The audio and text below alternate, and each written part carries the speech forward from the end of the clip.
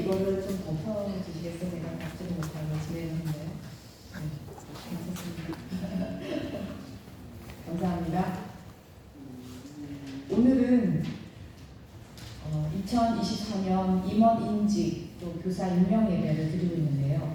교회 중직 중에서요, 이 장로만 빼고요, 집사나 권사는 다 1년직입니다. 그래서 매년마다 이렇게 갱신을 해야 하기에 오늘 교회 임원 인직 예배를 드리고 또 선서도 같이 하는 것입니다. 오늘 하나님 앞에 나오신 임원들과 모든 성도님들은 예수님을 따라가서 2024년 예수님과 세상을 연결하는 축복의 통로가 다 되시기를 축원합니다. 오늘 상록이가 함께하고 있는데요. 제가 지난번에 말씀드렸는데 제가 북한 선교를 위해서 간호대학을 지원했는데 저는 떨어지고요. 상록이도 그때 같이 지원했는데 상록이가 붙었습니다. 다른 간호학과도 이제 붙었지만 그렇게 되면은 이제 또 방을 얻어야 되고 또 2중 3중으로 여러 가지 문제가 생겨서 집에서 가장 가까운 강동대학교 간호학과로 가기로 결정하고 이제 이번 주에 지난주에 집으로 들어오게 되었습니다. 상록이가 집으로 들어오니까 집이 다 꽉 찬 느낌인 거예요. 정말 1년 동안 고생이 많았고 힘들었을 텐데 이렇게 기쁜 소식으로 오게 되어서 참 감사드립니다. 근데 저 말고도 제일 기뻐하는 사람이 있어요. 그동안 준섭이가 혼자 축구 애들 감당하랴, 영어 해야지, 반주해야지, 또 지금 제일 중요한 연구원에서 몸담고 있는데 몸이 막 몇 개라도 부족할 텐데 우리 준섭이가 아싸 하는 표정이에요. 상록이가 함께 협력하게 되어서 저도 힘이 되지만 우리 청년들에게 더더욱 큰 힘이 될 것 같아서 정말 감사합니다. 앞으로 우리 주일학교와 또 우리 청년들에게 우리 주님이 하실 것을 기대합니다. 아멘. 우리 성도님들께서 저와 같은 마음으로 지금까지 상록이를 염려하고 사랑해서 기도해 주신 것도 진심으로 감사드립니다. 주님이 하실 것을 앞으로 더 기대합니다. 아멘. 또 지난 주간에는요, 이천 남지방 연합 집회로 모였었어요. 참 너무 감사하게도 저의 은사님이신 왕대일 교수님께서 오셔서 정말 시간마다 큰 은혜를 받았는데요. 이렇게 영적으로 맛있는 별미를 먹으니 우리 성도님들이 또 같이 오셨으면 얼마나 좋았을까. 그래도 우리 수요일에는 홍콩 목장에서 함께 하셔서 또 은혜를 나누게 되어서 또 그것도 감사했습니다. 은혜의 자리에 나아가야만 깨닫게 되는 말씀이 꼭 있어요. 지난주는 이미 다 지나갔기 때문에 오늘 주실 하나님의 은혜를 기대합니다. 아멘. 경계하신 여러분, 성경은 누구를 향해 있어요? 예수님. 예수님을 향해 있어요. 그래서 예수님이 오기 전에 약속을 우리 뭐라고 하죠? 구약, 그쵸? 그리고 예수님이 오신 다음에 쓰여진 것은요? 신약. 그래서 성경은 이렇게 예전의 약속인 구약과 예수님 이름에 쓰여진 신약으로 두 개로 나뉘어져 있죠. 그런데 오늘은요, 이 구약과 신약을 연결한 사람이 있어요. 그 연결한 사람을 오늘 따라볼 거예요. 이 구원 계획을 연결한 사람을 통해서 하나님의 구원이 얼마나 치밀하신가, 놀라운 하나님의 구원 계획을 다 같이 확인하는 시간이 되시겠습니다. 우리가 신약하면 또 누구예요? 예수님이잖아요. 그렇죠? 그런데 정말 놀라운 게 있어요. 뭐냐면요, 보세요. 예수님이요, 성탄절 때 태어나신 것으로 신약이 시작된 게 아니라는 거예요. 그러면 언제 신약이 시작된 거예요? 예수님이 태어날 때 하지 않으면? 어떤 사건으로 인해서요, 구약과 신약이 쫙 하고 나뉩니다. 그 사건은 우리가 너무나 잘 아는 예수 그리스도의 십자가 사건입니다.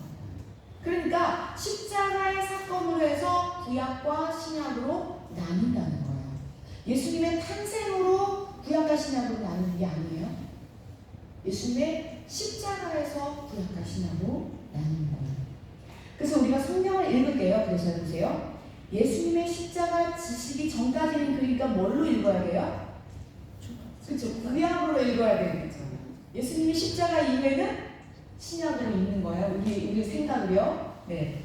예수님이 십자가에서 죽으실 때 하나님의 약속이 다 이루어졌기 때문이에요. 예수님이 십자가에서 신약이 시작됩니다. 그러니까 십자가가 구약과 신약을 딱 가르는 분기점이 되는 거죠. 우리 옆 사람에게 말할게요. 아, 십자가가 구약과 신약의 분기점이군요. 신약의 분기점이군요. 네, 저희 교회는요 혼자 앉으시면 안 돼요. 반드시 2명, 3명 같이 앉으셔서 앞뒤 옆분들과 같이 얘기할 거예요. 다시 한번 말할까요? 시작. 아, 십자가가 구약과 신약의 분기점이군요. 아, 딱 나오는 그 가리마 같은 곳이 바로 십자가 사건이라는 거예요. 제가 증명해 드릴게요.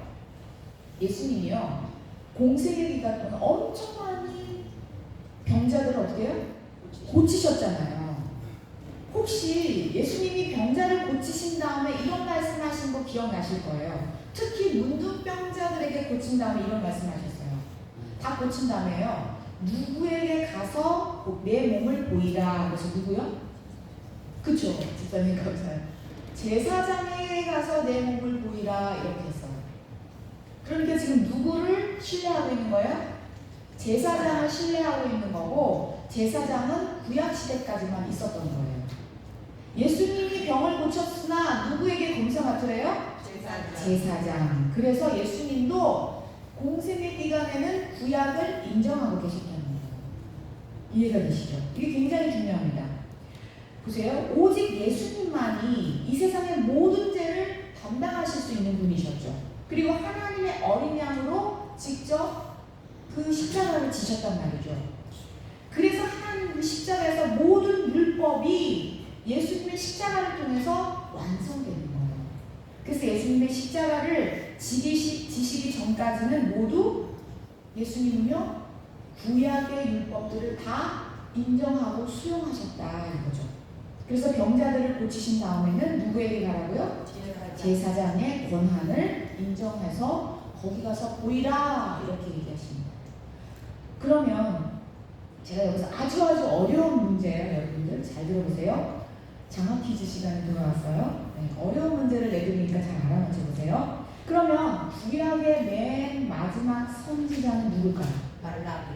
네, 그럴 줄 알았어요. 그래서 제가 이거 어려운 문제라고 말씀드린 거거든요. 맞아요. 구약 책으로는 누구예요? 말라기 맞아요. 구약 책으로는요. 그런데요, 예수님이 꼭 집어서 이 사람이다 라고 얘기하고 계세요. 바로, 감사합니다. 바로 나왔어요. 마태복음 11장 13절이에요. 한번 나왔나요? 제가 오늘 PPT를 제대로 못해가지고 유정이가 힘들어하고 있어요. 미안해요. 네, 마태복음 11장 13절 읽어볼게요. 시작. 모든 선지자와 율법이 예언한 것은 요한까지니. 정답 나왔죠? 누구요? 세례 요한. 네. 여기서 모든 선지서잖아요. 그렇죠? 율법은 모세 오경이잖아요. 구약이라는 뜻이죠. 그러면 지금 누구까지만 구약인 거예요? 세례 요한에서 딱 예수님이 정리를 해주시는 거예요. 왜요? 예수님이 신약이니까요. 그러니까 세례 요한도 구약이다라고 얘기하시는 거죠. 이 요한은 어떤 요한이에요? 세례 요한이에요. 요한이 둘 있잖아요. 헷갈리잖아요. 세례 요한이에요. 예수님이 직접 세례 요한을 증언하신 거예요. 예수님은 세례 요한까지가 구약의 선지자야 라고 집어서 말씀하세요. 집어서. 모든 성경은 누구를 향해 있어요? 예수님. 네, 그러니 선지자도 누구를 향해 있어야 돼요? 예수님을요. 그러니까 세례 요한이 예수님 직전에 나타나서 예수님의 길을 예비했으니까 세례 요한까지가 구약의 선지자구나. 아, 그렇군요. 그쵸? 옆 사람에게 다시 말할까요? 세례 요한이 구약의 마지막 선지자였어요. 아영 집사님 유정의 눈을 보고 얘기해주세요. 옆 사람의 눈을 보면서 다시 한번은 지금 몰랐던 거를 확실하게 아는 거잖아요. 그렇죠? 신기하게 알았던 걸 정확하게 안 거잖아요. 이제 한 사람에게 얘기했으면 다른 사람에게 얘기하세요. 꼭 그 사람하고 하지 마시고요. 한 번 더 해볼게요. 시작. 세례 요한이 구약의 마지막 선지자라는 거. 네. 이거 반복하셔야 돼요. 잊어버려요, 간단하게. 네. 그래서 오늘은요, 이 세례 요한을 오늘 살펴볼 거예요. 놀랍게도 예수님의 공생의 기간 동안에요, 제일 많이 언급한 사람이 누구예요? 세례 요한이에요. 보세요. 예수님은요, 예수님의 수제자인 베드로와 요한에 대해서 이렇게 특별하게 길게 얘기하신 적이 없어요. 거의 다 세례 요한에 대해서 엄청 많이 증언을 하신 것을 볼 수가 있어요. 다 찾아보려고 오늘 설교 시간이 너무 길어서 제가 줄였거든요. 이렇게 세례 요한은 지금 구약과 신약을 연결하면서 서 있거든요. 그런데 세례 요한은 누구로 왔다고 했었죠?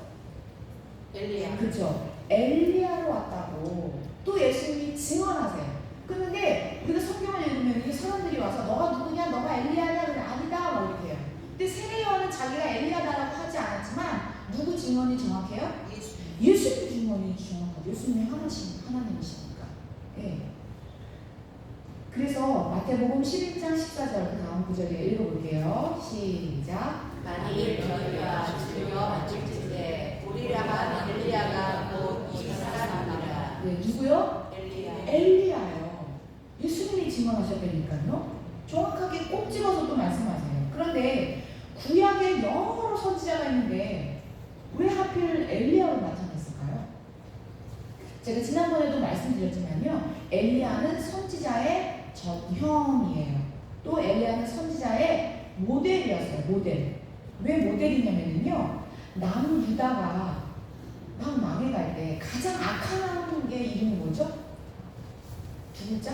아하. 감사합니다. 아하 왕이었어요. 그렇죠? 이세벨 때문에 더 악해졌죠. 네. 그 여자의 만족을 시켜주기 위해서, 그렇죠? 바알과 아세라의 숭배의 나라가 되어버렸잖아요.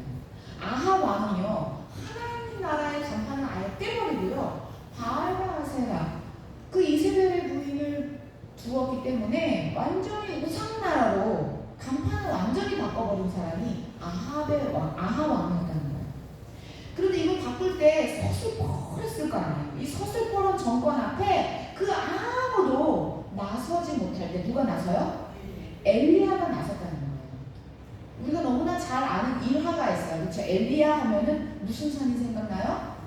갈멜산이 생각나요. 누가 진짜 신인지 우리 갈멜산에서 대결하자. 그래서 누가 이겼어요? 엘리야가 이겼어요. 그래서 엘리야는요, 아합의 선지자들요 단칼에 베어버리잖아요. 그 한 사람이 기도하는 사람이요 싹 다 베어버리는 거예요. 그래서 하나님의 나라의 싸움을 제대로 싸우고 이겼기 때문에 이 엘리야를 선지자의 전형이라고 하죠.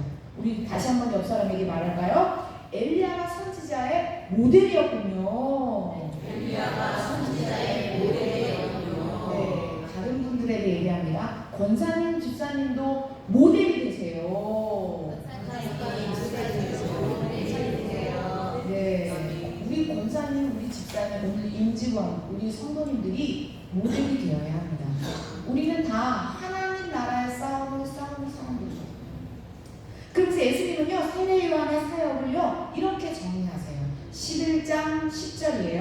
한번 읽어볼게요. 시작. 기록된 바 오라 내가 내 사자를 내 앞에 보내노니 그가 내 길을 내 앞에 준비하리라 하신 것이 이 사람에 대한 말씀이니라. 여기서 기록된 바는 뭘 기록해요? 구약을 말하는 거예요. 그렇죠? 구약. 그러니까 구약에서 이미 다 예언되었다라고 얘기하시는 거죠.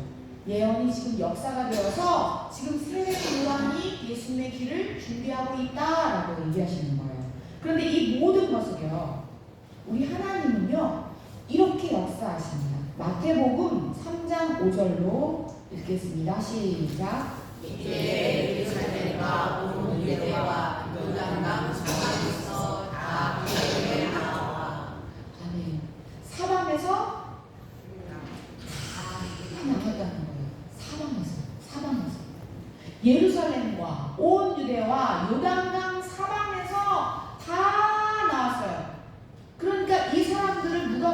거예요? 성령께서 그 마음을 주관하셔서 몰아주신 거예요. 어디로 가요? 광야요. 아무것도 없는데 거기로 사람들이 몰려드는 거예요. 우리 하나님을 예수님의 길을 예비하기 위해서요. 하나님은 세례 요한을 쓰셨지만 그 마음을 주장하신 분이 하나님이셨어요. 그래서 온 사방에서 다 모여들고 있습니다. 경계하신 여러분, 우리 교회가요. 비록 시골에 있고 작고 잘 보이진 않지만 예수님의 길을 진짜 예비할 때요. 사방에서 다 모이게 하실 것입니다. 아멘. 주님이 하세요. 아멘. 중요한 건 우리가 여기서 서로 사랑하는 거예요. 옆 사람에게 말할까요? 우리도 예수님의 길을 예비합시다. 우리도 예수님의 길을 예비합시다. 한 번 더 얘기할게요. 뒷분에게 얘기할게요. 우리도 예수님의 길을 예비합시다. 우리도 예수님의 길을 예비합시다. 네. 예수님의 길을 예비하는 사람들에게는요. 하나님이 싹 다 몰아주십니다. 하나님은요. 올인하시는 분이세요. 그냥 두 마음 품지 않으세요. 싹 다 주세요. 존귀하신 여러분, 오늘 직분자 인증 예배를 드리고 있는데요. 바로 사명을 맡은 우리가 예수님의 길을 세상 앞에 예비하는 사람입니다. 네. 그러니까 누가 세례 요한이 되어야 돼요? 내가 세례 요한이 되어야 합니다.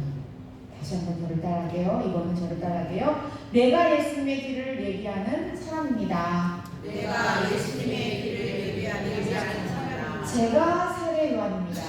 제가 세례 요한입니다. 제가 사람들에게 예수님의 길을 얘기해주는 사람과 예수님을 연결해주는 구약과 신약에서 연결하는 세례 요한처럼 그렇게 연결하는 축복의 통로가 되시기를 축원합니다. 아멘. 그런데 사람들은 먼저 뭐부터 시작했는지 여기에 이렇게 나옵니다. 마태복음 3장 6절입니다. 시작.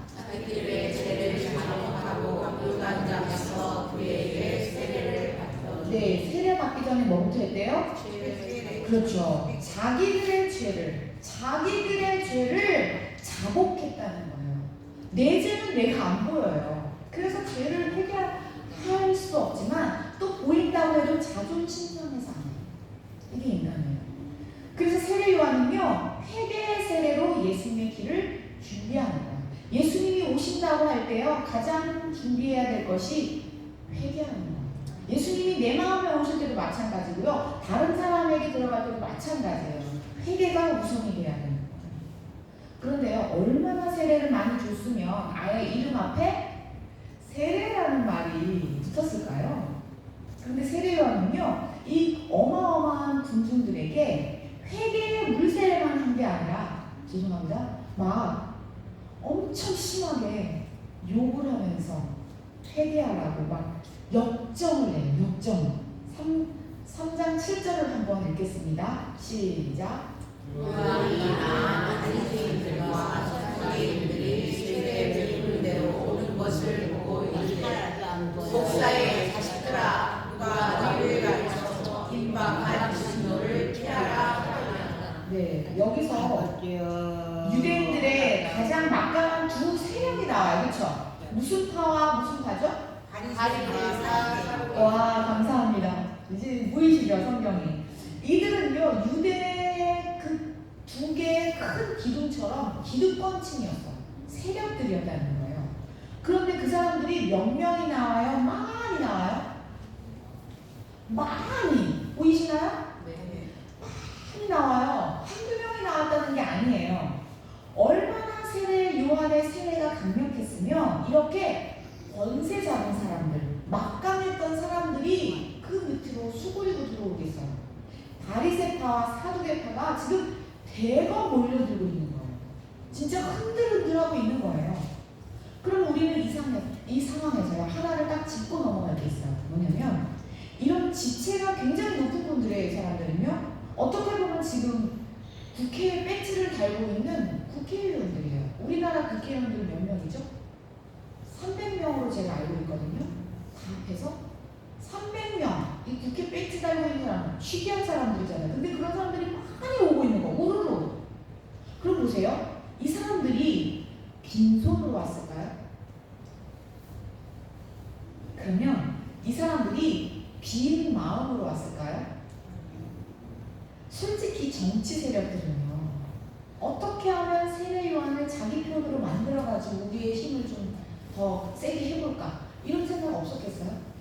정치파는 그게 기본이에요. 그거 없으면 정치 못해요. 또 어떤 사람은 정말 세례 요한의 세례에 감사한 사람도 있었겠죠. 그렇죠? 그런데 그 사람들이 세례 요한에게 빈손으로 맡기냐고요. 왜냐면 이스라엘은요 선지자들에게 찾아갈 때 절대 빈손으로 가지 않거든요. 보세요. 그 사울도 자기 염소를 잃어버렸을 때 선지자를 찾아갈 때 돈이 없어가지고 그 친구에게 돈을 빌려서라도 가잖아요. 절대 선지자에 갈 때요 빈손으로 가지 않는 게 이스라엘의 예의예요. 그런데 고관 대장이 나타났는데 한두 푼 들고 나타나겠냐고요. 우리가 이 관점으로 성경을 읽으셔야 돼요. 아, 바리새파하고 사두개파가 엄청 많이 나타난 것뿐만이 아니라 세례 요한은 그 당시에 워낙 유명 인사였기 때문에 어마어마한 부자들이 왜 안 왔겠어요? 그 세례 요한에게 세례만 받고 그냥 갔겠어요? 어마어마한 부자들은 어마어마한 돈을 가지고 나타납니다. 이런 군중들이요 긴 시간 동안 대거 몰려들면 반드시 돈의 흐름이 발생하게 됩니다. 세례 요한의 발 앞에 눈만 뜨면 금은 보화가 쌓였습니다. 정말. 그런데 놀라운 사실이 있어요. 이렇게 명성도 높고 돈방석에 앉은 세례 요한은요 단 한 푼의 돈도 자기 주머니에 넣지 않았다는 사실이에요. 증거는 바로 세례 요한의 스타일에서 나옵니다. 우리 세례 요한 스타일 다 아시죠? 세례 요한은 어디에 있었어요? 광야에서 계속 살았어요. 세례 요한이 집 한 칸 있다고 얘기해요? 집도 없이 광야에서 있었어요. 광야에서 외치는 자의 소리로 계속 그 광야에서 머물러 있었던 것을 볼 수가 있습니다. 세례 요한은요 거의 그 세례터의 장소를 떠난 적이 없어요. 예수님은 갈릴리로 갔다가 유대로 갔다가 왔다 갔다 사역을 위해서 다니셨지만 세례 요한의 사역은 거의 북박이었어요. 그래서 세례터에서 거의 지내고 있었죠. 장소를 떠나지 않았고요. 집도 절도 없는 그런 신자였어요. 아니요? 그 돈을 거부하는 사람이었죠. 거기다가 뭘 입고 있었어요? 네, 낙타 털옷을 입고 있었어요. 그거 하나로요. 봄, 여름, 가을, 겨울 단벌 신사로 보냈다는 거예요. 또 뭘 먹었대요?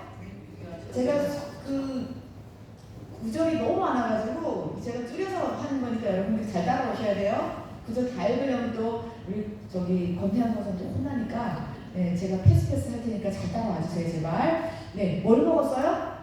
메뚜기와 석청을 먹었대요. 메뚜기가 얼마나 많았겠어요? 메뚜기 잡으려면 쉬워요? 그것도 얼마나 먹어야 배가 또 불러요. 장정인데 생각해보세요. 석청이요? 아니 바위 틈에 나는 게 석청이라는 꿀이잖아요. 그 석청이 아무데나 그렇게 나는 흔한 거예요? 보기도 힘들어요. 그러니까 세례 요한은 집도 없는 광야에서 딱 그 낙타토로 한 벌로 버티면서 메뚜기가 있으면 먹고 못 잡히면 못 먹고 석청이 있으면 먹고 없으면 못 먹는 그런 상황에 있었다는 거예요. 제일 유명한 사람이었고요. 돈은 발에 밟혀요. 그냥 세례 요한이 눈 뜨고 앞에 자다가 일어나면 어떻게 해요? 금괴를 갖다 놓고 이랬겠죠. 생각해보세요. 우리가 그림을 그려봐야 돼요. 성경 안에서. 그런데 이 스타일은요. 구약의 누구랑 똑같다고 했어요? 엘리야랑 똑같아요. 구약에서는 엘리야가 똑같이 이렇게 낙타털옷을 입고 메뚜기와 석청을 먹으면서 살았잖아요. 돈도 명예도 엄청난 유명세가 지금 세례 요한의 발 앞에 굴러 떨어졌는데도 불구하고 이것을 가지고 자기의 주머니에 넣지 않고 이것을 가지고 자기의 자랑으로 삼지 않았다는 거예요. 오직 예수님만 높였다는 거예요. 어떻게 이게 가능할까요? 경계하신 여러분, 오늘 나를 돌아볼까요? 나는 그래도 집이 있잖아요. 다 집에서 주무시고 나오셨을 거 아니에요. 저기 엄한데 어디 광야에서 오신 분 한 분도 없잖아요.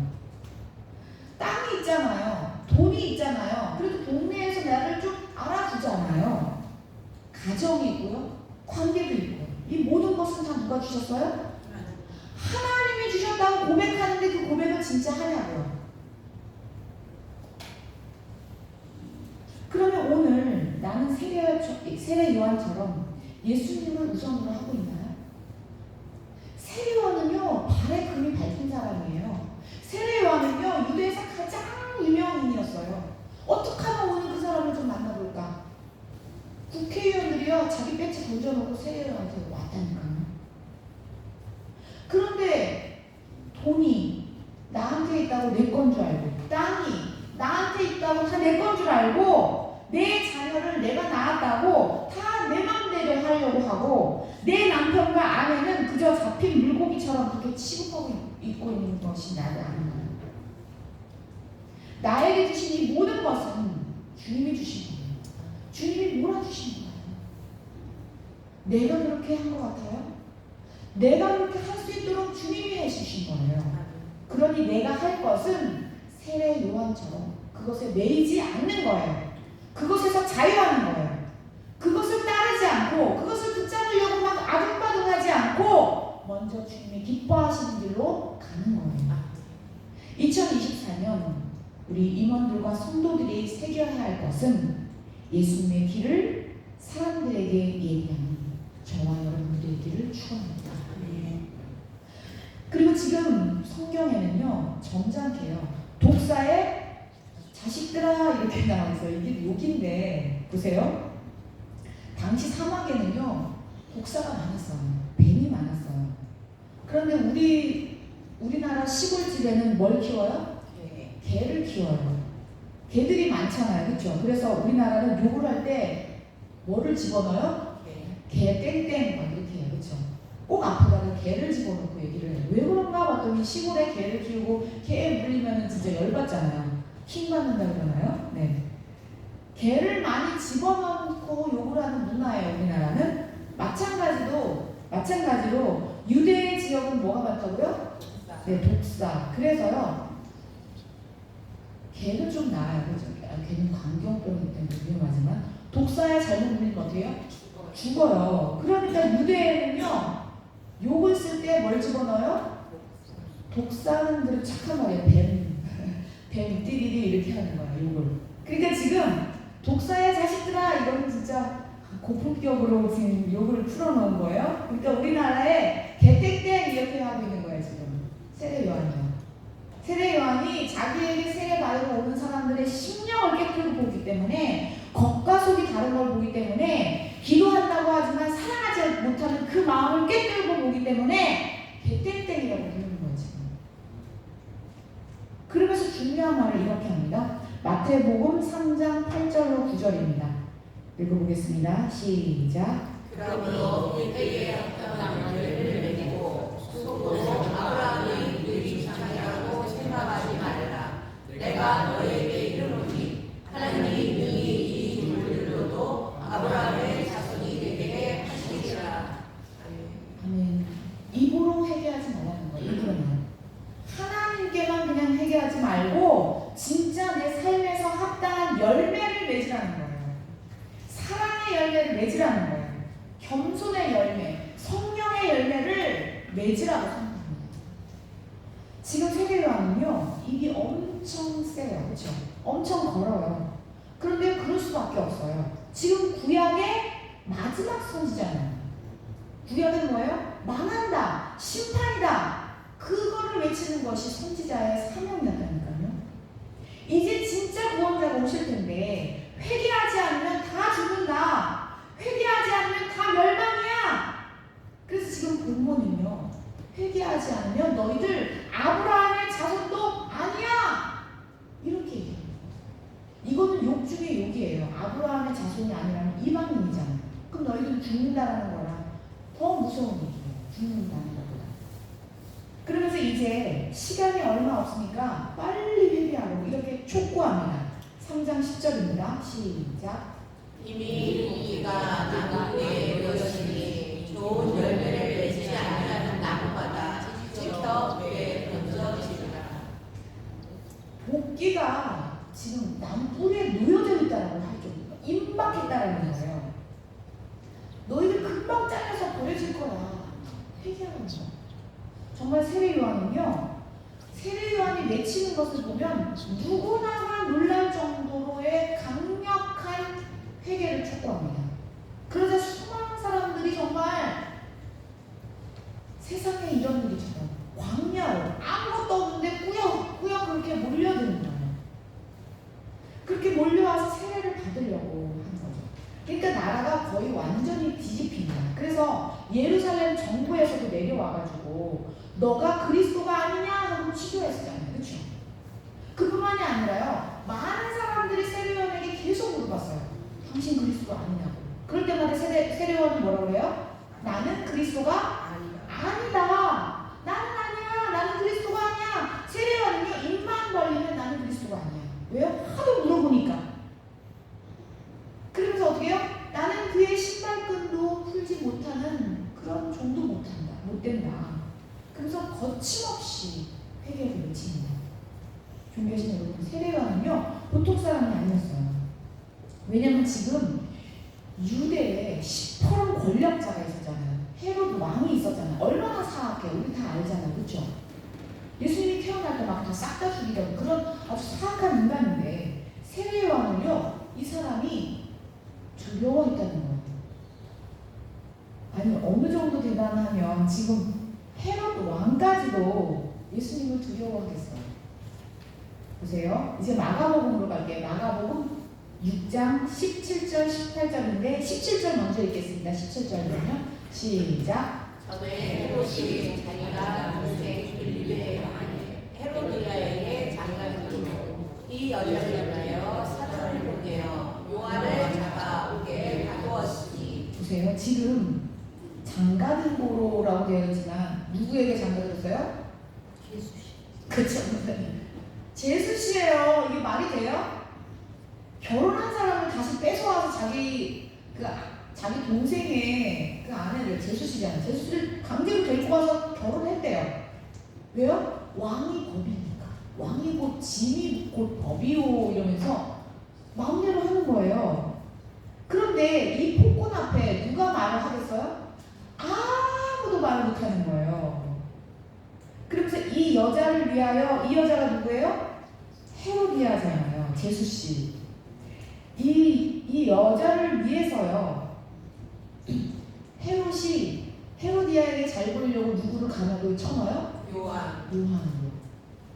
와, 이런 일이 있었다니까요. 18절로 가볼게요. 18절 시작.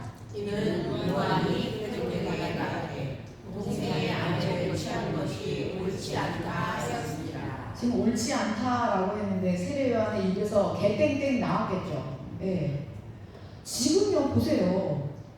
얼마나 서술이 파란데 지금 왕이 법인데 거기다 대고 지금 개땡땡 이러고 있다니까요. 세례 요한이. 당시 왕에게 감히 누가 이런 직설적인 말을 하겠어요. 한 사람 죽이는 건 파리 목숨이었다니까요. 그런데 그 아무도 세례 요한에게 입법근 못하는데 세례 요한이 아예 대놓고 이거는 합당하지 않다, 옳지 않다. 엘리야의 영성 그대로 아니에요? 엘리야도 아합 왕이 정말 시퍼렇게 이세벨을 얻고, 그쵸? 똑같죠. 여자들이 거기 나타나죠. 그래가지고 다 막 바알과 아세라를 섬길 때 어떻게 해요? 대결해보자! 이런 게 누구예요? 엘리야 그대로 지금 누구요? 세례 요한이 지금 누구한테요? 헤로드 왕에게 옳지 않다! 똑같은 영성이라는 거예요. 그러니까 헤로디아가 어떻게 해요? 가만히 있겠어요? 이를 득득합니다. 아주 그냥 여자가 뭐죠? 여자가 한을 품으면 감사합니다. 그런 의미였어요. 볼게요. 19절이요. 시작. 헤로디아가 요한을 원수로 여겨 죽이고자 하였으되 하지 못한 것은. 헤로디아의 손톱 보이시나요? 그냥 죽이려고 그냥 이를 드득드득 가면서 그냥 온유월에 지금 소리를 막 내리고 있는 거예요. 얼마나 죽이고 싶었겠어요? 지금 내가 찌질찌질한 그 동생보다 지금 헤롯한테 새로 시집 왔는데 뭐? 내용을 해? 감히 집까지 이렇게 뭐라고? 헤로디아가 얼마나 많은 음모를 꾸몄는지 몰라요. 그런데 세례 요한이 정말 진리의 목숨을 걸고요. 헤로데게 왕까지, 헤롯 왕에게까지도 지금 개땡땡 이러고 있는 사람인데 지금 헤로디아가 눈에 보이겠어요? 그러니까 20절을 볼게요. 시작. 헤롯이 요한을 의롭고 거룩한 사람으로 알고 두려워하여 경고하며 또 그의 말을 들을 때 크게 고민을 하면서도 달갑게 들으리더라. 네, 헤롯이 아무리 막강한 왕이라고 해도요, 진리 앞에서 더 두려워 떠는 거예요. 헤롯이 오히려 헤로디아가 옆에서 얼마나 바가지 긁었겠어요. 그런데도 오히려 이 진짜 거룩한 사람이야 이렇게 인정 안 되니까요. 오히려 두려워하면서 뭐 했대요? 두려워하며 보호했대요. 보호. 누구의 손에서요? 헤로디아의 손에서. 근데 뒤에는 나중에는 당하죠. 여자가 더 센 걸 볼 수가 있는데요. 아무튼 이 왕조차도 지금 자기에게 개땡땡하는 그 사람을 두려워하면서 보호하고 있는 거예요. 이렇게 헤롯 왕까지도 두려워했던 세례 요한은요 감옥에까지 가면서도 왕을 두려워하지도 않고 오히려 헤롯 왕에게 헤롯 왕이 세례 요한을 두려워하고 세례 요한을 보호했던 그런 성령의 사람이었다는 거예요. 존귀하신 여러분, 임원 임직 예배를 드리는 오늘 우리 모든 임원들과 성도님들은요 성령의 권세로 세상 앞에 당당하고 두려움 없는 2024년 되시기를 축원합니다. 이렇게 왕까지도 세례 요한을 두려워하고 보호하려고 했는데 예수님은요 세례 요한에 대해서 이렇게 칭찬하십니다. 11장 11절입니다. 마태복음 시작. 내가 진실로 너희에게 말하노니 여자가 낳은 자 중에 세례 요한보다 큰 이가 일어나기 없도다. 아멘.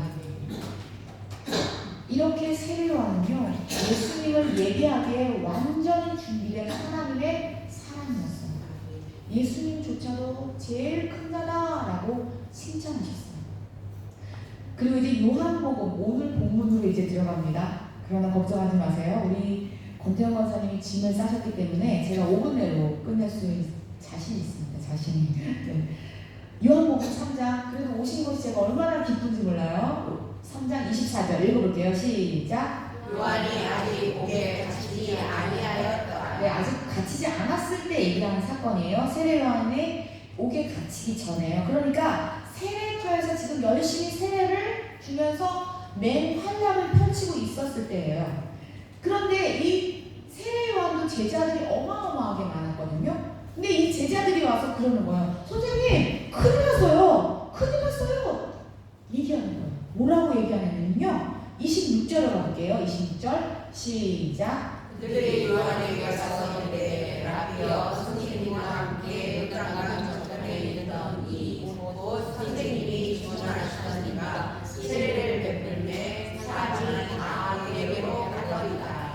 사람들이 다 어디로 가요? 예수님께로 간다고. 지금 제자들이 너무너무 지금 놀란 거예요. 어떻게 해요? 사람들이 다 빠져나가요. 다 저쪽 편으로 가요. 그 말은 뭐예요? 인기가 사라지는 거예요. 명성이 흩어지는 거예요. 생각해보세요. 오늘까지 와서 막 돈다발 놓고 가고 금괴 놓고 가고 이랬던 내 편이라고 생각했는데 그렇게 믿었던 사람들이 지금 누구에게 가요? 전부 떠나는 거예요. 어떻게 보면 배신이죠. 제자들이 보기에. 아니 어떻게 사람들이 저럴 수가 있지? 제자들은 너무 놀라는 거예요. 나를 믿고 나를 추앙하고 나에게 돈과 명예를 가져다 줬던 그 사람들이 자신을 우르르 하고 떠날 때 세례 요한의 가슴은 어땠을까요? 우리는 어떨까요? 얼마나 아파요. 나랑 좀 친하다가 좀 삐지면 어떻게 해요? 마음 쓰리잖아요.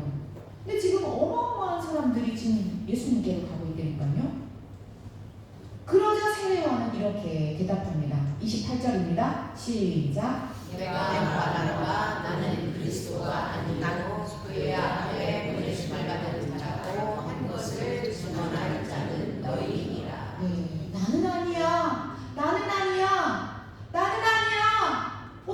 수가 있죠? 내 발 앞에 돈을 갖다 놨던 그 사람이 등 돌리고 갈 때 어떻게 나는 아니야 그에게로 가 이럴 수가 있는 거예요. 그래서 오늘 핵심 주제입니다. 29절 읽겠습니다. 시작. 신부를 취한 남자는 신랑이나 서서 신랑의 음성을 듣는 친구가 크게 기뻐하나니 나는 이러한 기쁨으로 충만하였노라. 아멘. 나는 들러리에 불과해. 나는 주인공이 아니야. 오직 예수님만 높아지면 나는 그냥 괜찮아. 그냥 신랑의 음성을 듣는 것만으로 나는 기뻐. 세례 요한의 고백이 나의 고백 되시기를 축원합니다. 아멘. 그런데 우리가 여기까지는 어찌어찌 흉내를 낼 수 있어요. 그런데 정작 이 구절에 오면은요, 발뺌하고 싶은 게 인간의 마음이에요. 30절이에요. 오늘 마지막 구절 시작. 그는 흥하여야 하겠고 나는 쇠하여야 하리라. 아멘. 인간이 이게 안 돼요. 그는 흥하여야 되겠고 나는 쇠하여야 하리라. 이것을 작년에 감리교회에서 큰 거목이신 유기성 목사님의 은퇴하신 유기성 목사님의 버전으로 하면 나는 죽고 예수로 살리라. 똑같은 말이에요. 존귀하신 여러분, 우리는 여기까지 나아가야 합니다. 그는 흥하여야 되겠고 나는 쇠하여야 하리니. 그런데 이게 세상에서 제일 어려워요. 제일 어려워요. 예수님이 내 안에서 사랑으로 나타내시기가 제일 어렵다니까요. 말로는 예수님이 나의 왕이세요, 예수님이 나의 주인이세요 하지만 정작 내 감정이 우렁치고 내 승질이 솟구칠 때는요, 절대 내가 죽지 못해요. 절대 내가 쇠하지 못해요. 내가 흥하고 싶어요. 인간은 모두 다 죄 덩어리예요. 그래서 내가 흥하면 뭐가 튀어나와요? 죄가 튀어나와요. 죄덩어리가 튀어나와요. 옆 사람을 아프게 해요. 그래서 가족에게 상처를 줘요.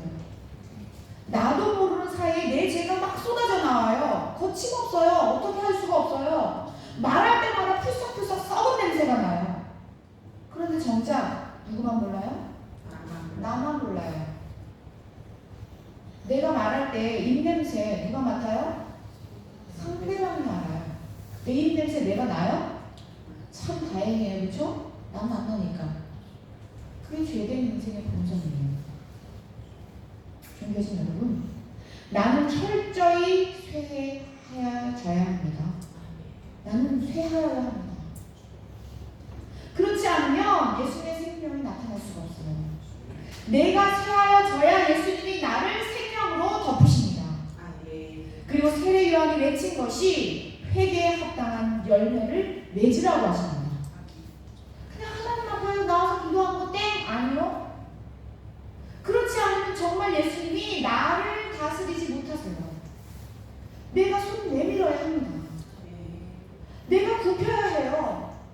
나를 예수님이 주장하시려면 내가 예수님의 사랑 앞에 엎드려야 합니다. 그렇지 않으면 정말 예수님이 나를 다스리셔야 할 때 내가 살아서 꿈틀거린다는 거예요. 내가 꿈틀거리는 것은 죄가 할례를 치는 것입니다. 내가 예수님 앞에 철저히 쇠해져야 예수님이 드러나십니다. 2024년 오늘 사명자 인직 예배를 드리면서 우리는 이 고백을 우리의 가슴에 새겨야 할 것입니다. 그는 흥하여야 하겠고 나는 쇠하여져야 하리라. 나는 할 수 없어요. 어떻게 제가 해요? 성령께 의지하는 거예요. 그래서 나를 속여서라도 성령께 가져가서 그 순종하는 거예요. 나는 내 감정을 다스릴 수가 없어요. 예수님께 가져가야 해요. 그래서 반드시 첫 번째 드는 그 착한 생각, 그 선한 생각에 나를 희생해야 돼요. 내가 철저히 희생돼야 예수님이 사십니다. 그래야 진정한 예수님의 생명이 나를 다시 살려내십니다. 존귀하신 여러분, 오늘 직분자 인증 예배, 교사 임명 예배를 드리면서 2024년 한 해는 예수님만 흥하고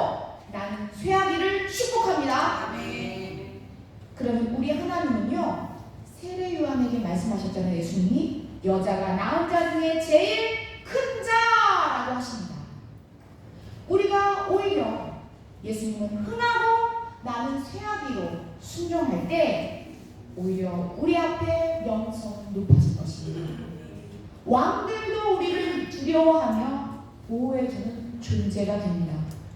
예수님이 우리 안에서 흥하실 때 세례요한처럼 세상 앞에 당당하고 충만하게 살게 하십니다.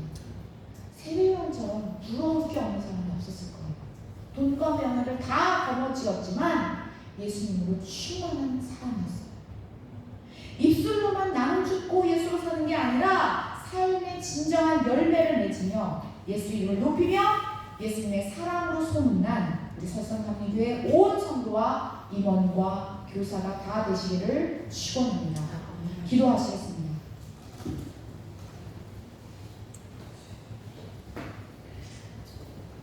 하나님 아버지, 나는 쇠하려고 해도 쇠해지지가 않습니다. 내가 어떻게 쇠해볼까 해도 잊어버리고 곧바로 또 쇠해지는 것을 반대로 흥하게 하려고 합니다. 내가 나를 드러내고 싶고 내 감정이 꺾일 때 나는 가만히 있지 못합니다. 하나님 아버지, 오늘 이 세례 요한의 영성이 저에게 있기를 소원합니다. 하나님 아버지, 내가 흥하려고 할 때 예수님의 새함을 보여주옵소서. 예수님의 사랑으로 녹아지게 하여 주옵소서. 내가 죽는 것이, 나의 감정이 죽는 것이, 나의 성질을 죽는 것이 예수님을 높이는 일인 것을 알게 하여 주옵소서. 그래서 하나님 아버지, 2024년 나는 날마다 더 새하여지기 원합니다. 오직 예수님의 흥함으로 인하여서 새 생명으로 모든 사람과 더불어 손을 잡고 예수님 안에 뛰어드는 우리 모두가 될 수 있도록 인도하시고 지키시고 보호하여 주옵소서. 이 모든 것을 예수님은 흥하고 나는 새하기로 작정하는 우리 모두에게 함께하여 주옵소서. 감사드리며 주 예수 그리스도의 이름으로 기도드렸습니다. 아멘.